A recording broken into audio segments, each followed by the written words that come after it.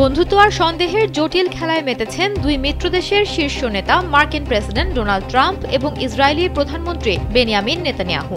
দীর্ঘদিনের ঘনিষ্ঠ মিত্র হওয়া সত্ত্বেও ট্রাম্প এখন নেতানিয়াহুকে সন্দেহের চোখে দেখছেন।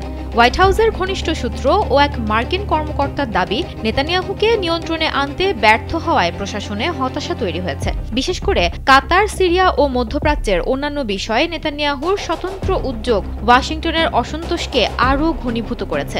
তবে এখনই ইসরায়েলি প্রধানমন্ত্রীর বিরুদ্ধে কোনো শাস্তিমূলক ব্যবস্থা নেওয়ার পরিকল্পনা করছে না যুক্তরাষ্ট্র। এমন পরিস্থিতিতে হোয়াইট হাউস দোহাকে শান্ত রাখতে চেষ্টা করছে। স্যান্ডেলিনা সো, রূপচর্চায় আভিজাত্য। গাজার সাম্প্রতিক হামলা ও আলোচনার অগ্রগতি নিয়ে শুক্রবার কাতারের প্রধানমন্ত্রী শেখ মোহাম্মদ বিন আব্দুর রহমান আল থানির সঙ্গে বৈঠক করেন মার্কিন পররাষ্ট্রমন্ত্রী Marco Rubio, President Trump, Vice President JD Vance ও হোয়াইট হাউস উপদেষ্টা উইটকফ। এর আগের দিন জাতিসংঘ নিরাপত্তা পরিষদের জরুরি বৈঠকে কাতারের আমির ইসরায়েলের হামলার কড়া সমালোচনা করে বলেন, ইসরায়েল সব সীমা ছাড়িয়ে গেছে, তারা জোর করে অঞ্চলটিকে নতুনভাবে সাজাতে চাইছে।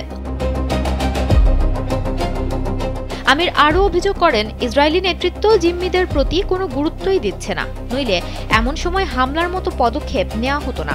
একই সঙ্গে তিনি জোর দিয়ে বলেন, কাতার কেবল মধ্যস্থতা ও শান্তিপূর্ণ সমাধানের পথেই বিশ্বাসী, যদিও তিনি এখনও পরবর্তী কোনো পদক্ষেপের ইঙ্গিত দেননি।